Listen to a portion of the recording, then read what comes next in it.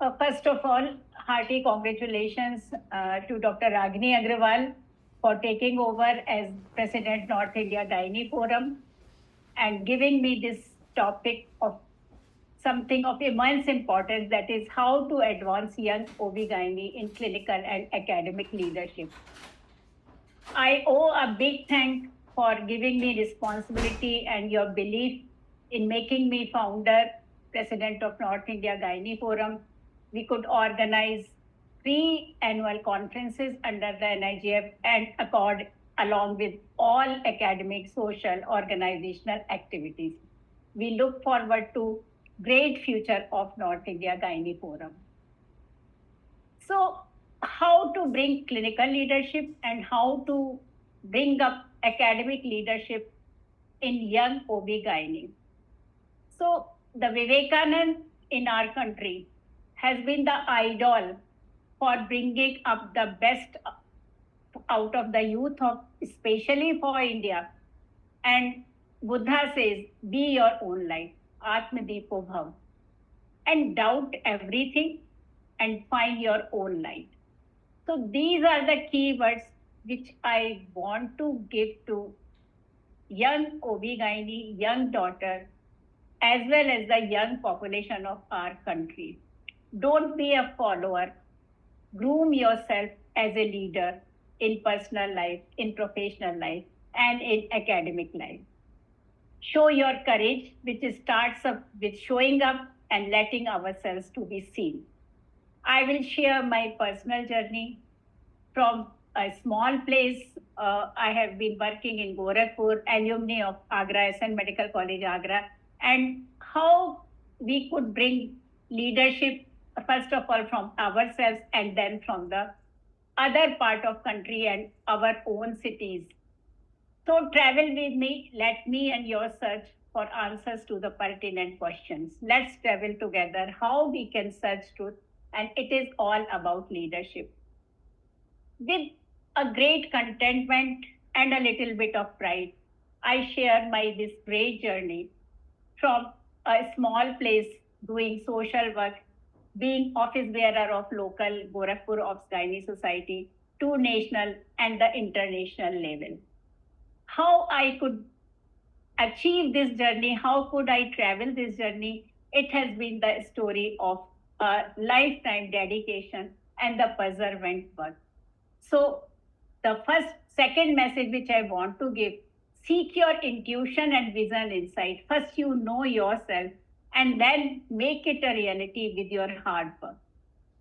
So what is the leadership? I have been given this how to bring leadership. But in today's world, leadership has got a different meaning and it is different for everyone. And what you consider as a leader, it reflects your own personality. Who you consider leader in your life, a person with money, power, position, and fame, or you are drawn to people with character and conviction, people who are simple, dedicating long period of hard work to their profession, to the social work, and the people who stand with needy and marginalized people against all odds. It's not for the show, it's not for taking pics, but in a really truthful way, they stand with needy and marginalized people. So when we are talking on this subject, I wish that each one of you reflect that who you consider leader, and that will start the journey of your leadership, which path you are going to take for bringing clinical and academic leadership. If you have been attracted to people with money, power, fame, and glamour, I caution you that you will opt for path of psychophancy. It can lead to you to the dark ways, and it will make you only follower. It can be easy path because the people with power, money, fame, and glamour may utilize your working skill. You may have the easy road to your presence in the social or the academic media, but I really caution that it will be fragile, temporary, and sometimes you will find it very deeply disappointing. you are more likely to be stumbled and sometimes feel lost in the journey halfway. So do the right thing, and that is must be your character and the personality. Find your aptitude as well as the amplitude. Since your youth time, since your childhood, adolescent, college days, if you have been attracted to simple teachers, eminent clinicians who have deep conceptual clarity, compassion in every dealing, and fair and transparent approach, you will inadvertently, without knowing yourself, you will becoming in those way. You will reflect their personality. And it will be long path of hard work, deep phases of learning, unlearning, and the relearning. And then you will be the true leader to whom many simple people all over in your city, in your state, in your zone, in national as well as the international, they must be looking up to you and looking for you. So be true leader, because in today's world is striving for leader with courage, commitment, and conviction. There has been never such a big vacuum for political or professional leadership as what we see in the current times. Clinical leadership. Now we will be focusing on the clinical leadership. So let success not to be defined by social media, WhatsApp group, or the glittering award ceremony. I really caution you with the catch of all award ceremony which are being sometimes sold and which are being utilized for your like a something purchasing the human skill. Clinical leadership demands long years of hard work with learning lessons from honest experiences, and the clinical experience. Life in medicine, journey of medicine is very humbling and humiliating in clinical practice, and that make you a very strong and a strong person and a strong clinician. Doubt can analyze those who always show high success and no failure. If you find somebody saying the I have never had the complication, I had the all success in IVF, and I have no complication in my, I never miss the diagnosis, doubt them and analyze them, because God has not made life like that. Know yourself what you are. So you cannot copy anyone. Your life priorities must be very different. Your personal family circumstances, your belonging must be very, very different from other people. So when you are out of post graduation, you are young, set your goals. You want to earn money? Yes, of course. We all want a good livelihood. But how much, how fast, to the minimum essential? What is your priority? You want a very high class hospital, which advertisement you are seeing in the social media? Then see what are your assets, what are the people who are supporting you. You want building chain of hospital, again you analyzes your human and financial and the technical resource. Or you want to a very good, excellent or extraordinary clinician, it is your hidden desire, then your path will be entirely different in the clinical journey. You want to be highly skilled in costly technology, then set what you can do. Or you want a compassionate doctor, you want a peaceful life with family preferences, and you want to have a secure and simple life with whatever learning comes on the way. So every one of us is different. Every one of us has the different philosophy and the different priorities in life. And mind it, never copy anybody else's preferences. You follow your intuition, you follow your personality, and start working on them with flexibility and resilience. Don't follow trends, but your own self. This is the crux of a happy, contented life. Our ways, our aims, goal of life must be decided and guided by our own personality as well as our personal circumstances. We may have a ailing father or mother. We may have a special child. We may have some responsibility to our town or village. So this is the thing. You may be the first generation doctor or a third generation doctor with you have a big setup. And what you want teaching or secure government services, a little bit power that government of course give you, or you are drawn to culture of corporate sector, or you actually cannot fit to that culture. So see yourself, reveal your personality to yourself, and then decide your aptitude as well as immediate circumstances. Never follow people, never follow the trends of trade, and that is the secret of a long, bright clinical career. Explore every field.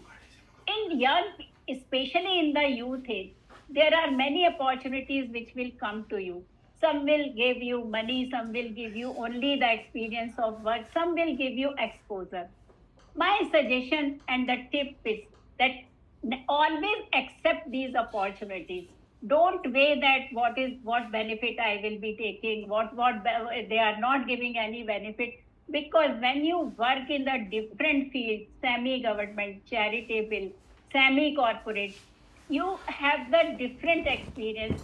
You have a different experience ecosystem of doing surgery, doing obstetrical services, how to deal with the people.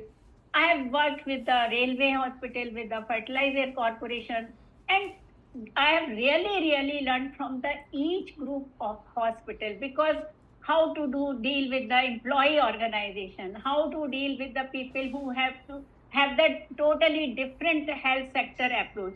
And these learning gives you deep insight into human behavior, clinical acumenship, and how diverse in our Indian healthcare system is. These experiences become your true asset, and in course of life, you are totally changed, a very strong thinking person who have the wide experience and the range of the skills. Invest in knowledge and skill if you want to have a long-term shining career. Don't say that I have done post-graduation with gold medal and there is nothing that we can add. I say read daily at 30 minutes, 15 minutes, 20 minutes, 1 hour, 2 hours, but read daily. Going to hospital work without reading is like going to war without the arms. Attend conference, especially in which subject you have a special interest. What you listen, what you read, don't believe that. Apply that knowledge to your clinical practice, observe and see what brings out what. And then you can question anyone because you have experience. This drug is working. This method of ovulation induction is working. This technique for preventing PPH is working. And then you can question. Invest in skill. So skill today, it is considered synonymous with the endoscopy or ART. But mind it, endoscopy ART is the need of only 1 to maximum 7 to 8% of the population. The skills can be the conceptual clarity in endocrinology, correct understanding of adolescent and elder population. They are not much paying, not glamorous, but give you a good volume of patient and earn you a very strong goodwill, especially if you are compassionate. So I am really focusing on the confusion and complexity which the very vague and the glittering word present to the young people, and they are getting lost. And just after doing post-graduation, without having any field experience, they go for this fellowship to that fellowship, and they actually don't earn money and learn experience as well. So the young people confusion, whenever any good person come out of this, they say, where should I go fellowship for ART? Then I say that I do a lot of infertility at IVF since 15 years, but out of all, it is only 1 to 5% who actually land up into the IVF. So it is not that glamorous. It is only requirement of a very small section of people, and even those who need it, sometimes they cannot afford it. You need a large sum of investment and backup for referral. And that's why the young generation gets into the conspiracy and the complexity of the EMI, the big loan, a lot of mental stress, a lot of diseases which comes with this. So what we can do? So nothing is that we don't learn the upcoming technology. This is the like something we have to do in our fraternity. But learning in medicine is always very slow and steep. And I say that prepare yourself for a long, contending, fruitful journey. plan stepwise. So first 5 to 10 years, you give yourself a very, very hard working basic OB-GYN practice. Development of skills with perfection. All basic surgery, you do myomectomy, do hysterectomy, but with a acumenship, with a perfection. Work in different setup. Mature your human experience, how you communicate with different sets of people, rural people, uneducated people, very high class people, administrative people, powerful people, and that make you a really, really strong clinician. And mind it that the learning of basic skill and knowledge is the most difficult, because in the very super specialty, the things are different. But these are the things which have need your flexibility, your entire foundation of basic knowledge, basic sciences, then OB-GYN, and then the super specialties. So this is something which I give so that you are not disheartened. And sometimes we say, oh, why we took OB-GYN, imaging was good and radio diagnosis was good, pathology was good, because this experience of dealing with a large section of women and caring for women health is something very, very satisfying. So then scale up yourself slowly. You have done 5 to 10 years of work. You have learned ultrasound follicle. You have done the basic ultrasound. And now you are thinking that, yes, I have enough money to scale up myself, scale up my the hospital setting. And then when you have that clientage, you have that money, you have that comfortable, then put the finances where your interest is there. It can be preventive oncology, it can be RT, it can be fetal medicine, and plan your finances very, very skillfully. Because our money is not only our property, the family people, everybody need you. We have to save something for the hard period. So something you have to be very, very scaling up yourself slowly. If you have been in government job, administrative job, medical job, provincial medical services, it can be the time for the broader administrative role. You can be given the leadership of being director, being the deputy director, and I say that for a little bit discomfort, never reject these opportunities. These experiences actually make your very, very strong impact on the large section of people, especially in public health. So whenever you get the opportunity for having the higher job, never reject it that it has something like it is going out of your easy life. So this is the scaling up. And a little bit about advertisement and marketing. Now we have a very aggressive marketing of the hospitals, of the technique, of the person. It can be double-edged sword. So be cautious. Over advertisement, over success rate can give you the backlash of the people because they are unsatisfied, backlash of media. So make your presence in print media, social media, electronic media, but be careful. You appear realistic, scientific, focused, and careful about the society. So this is something, another important trait which the ways of the today's life, that where the young doctors are really trapped and with a very steep rise presence, and suddenly they are nowhere in next 2 to 3 years. So make your presence should be very serious, very scientific, and knowledgeable. Then academic learning and share. Use at least 1 hour in academic update, read journals, classic textbook, attend good scientific program, and you share your knowledge. So this is the time, at least after 7 to 10 years, when your children are grown up and your immediate responsibilities are over, that you develop fellowship and friends across the fraternity and share your experience observation with them. And you will find you are not only alone, which are facing complication, which are facing criticality, mortality. This has been faced by everyone. Make a very transparent relation with the industry. This is another trap, especially in young age when your experience is less. Never take undue personal advantage. Make mutual respectful relation. Choose quality over any financial bargain. And in a long term, after 15 to 20 years, it really matters what is your reputation in industry. You are transparent, reasonable person, or you are a something pressurizing person. So I'm just cautioning you that why how we can make a clinical leadership with the respect, with the skill and with a good reputation. Besides this, when we are planning for many things, be ready for unpredictability. So you are going for a big hospital, or you have invested in ART lab, and suddenly something comes up with your health is coming, some family issue has come, then if you are suddenly not prepared for that, you will break up. So this is very, very important, that always say that the life is unpredictable and we should be always preparing for the best, but we must be ready for the worst. So it will make you ever strong, contented, and happy.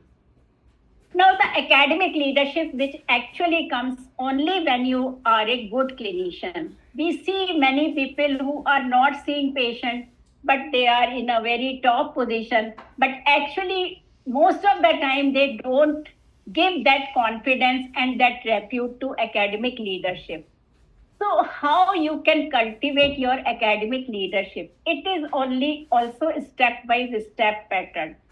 I said about reading, but when you want to be academic leader, also write your experience. Small case report, small different case report. Prepare it. Learn the art of academic writing. Send to different journals. You will get rejected, you will get accepted. But never leave this academic writing. More with the time, you will get more mature. You will be knowing that how the papers are being written. Present your observation in form of research paper, poster, whatever small contribution is this. Every step will make you more mature writer and more mature sharer. Now, if you want to be leader, you have to work for society. That is the preliminary requirement. Anyone who wants to be leader, it may be the inherent leadership, or it may be sometime comes to you. Involved, that time in social work is never lost. Never weigh your time with the money. Your involvement with social work will add to your understanding of people. It will make you more compassionate, positive person. It will add to your good image and teach you organizational skill, how you can take help of everybody, industry, people, rural people, gram panchayat leader, NGOs, women NGOs, and that is actually makes you the foundation for the leader.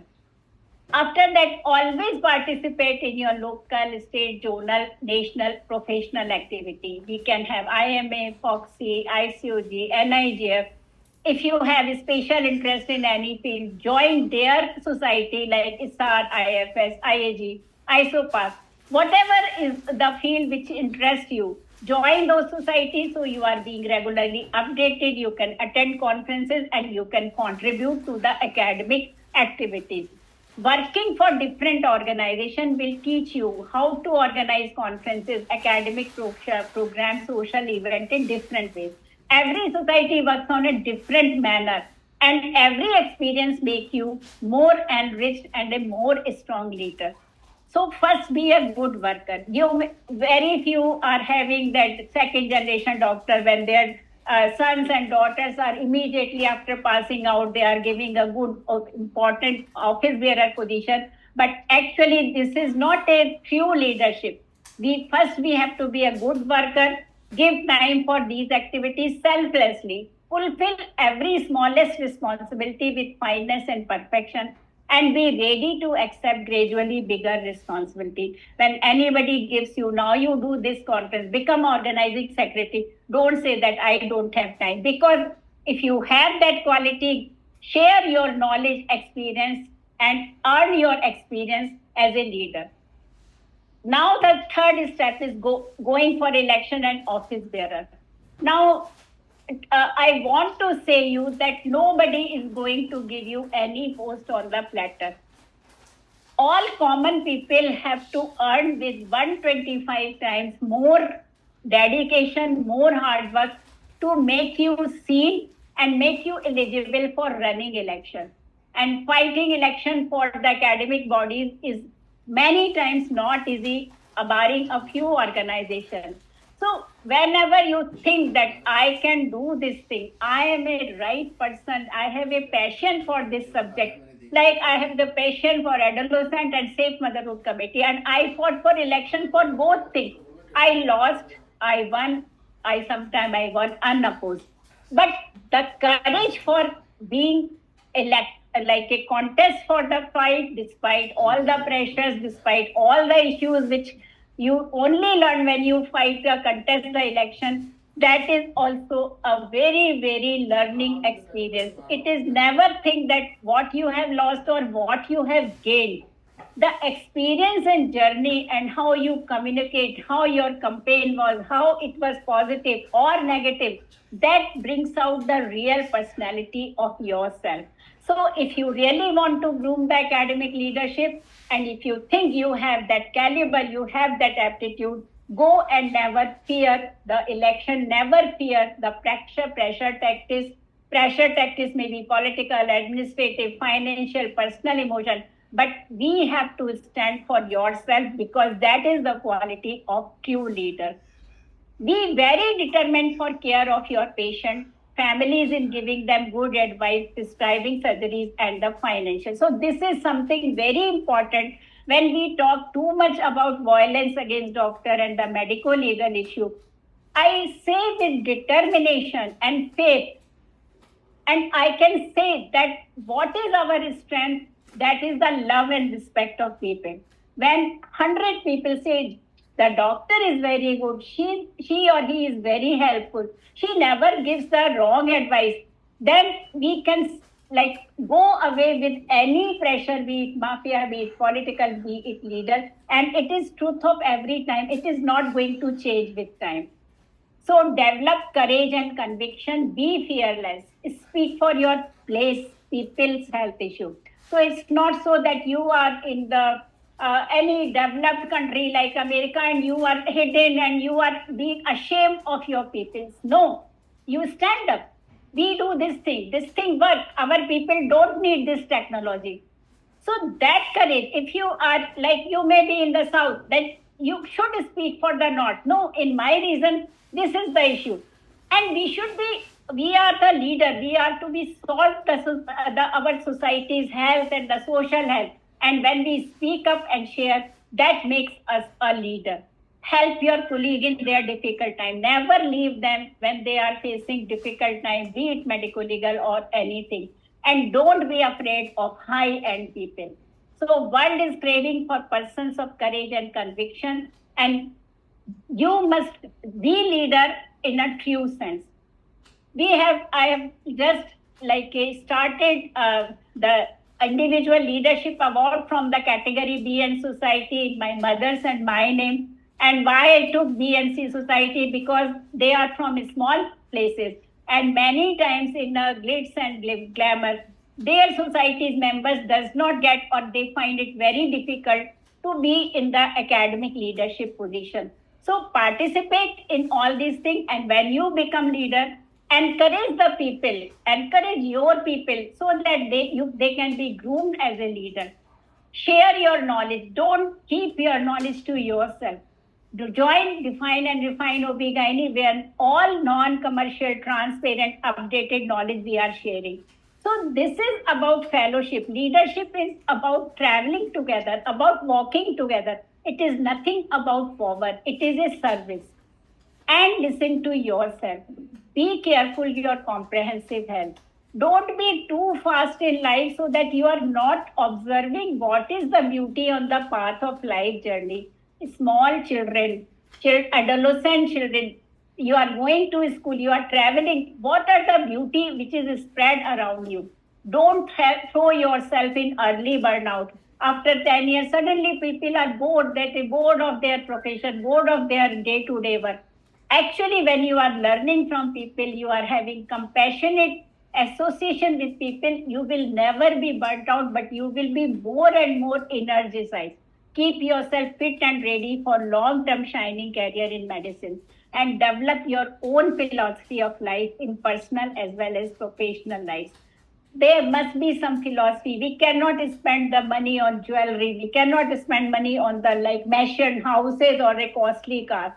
It is the difficult time for India.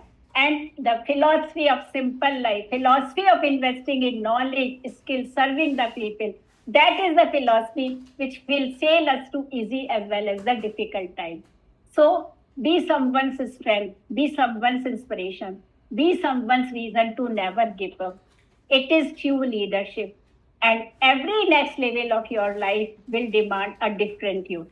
Thank you very much to again your belief in choosing me, giving me the responsibility of being founder president of North India Gynae Forum for 3 years.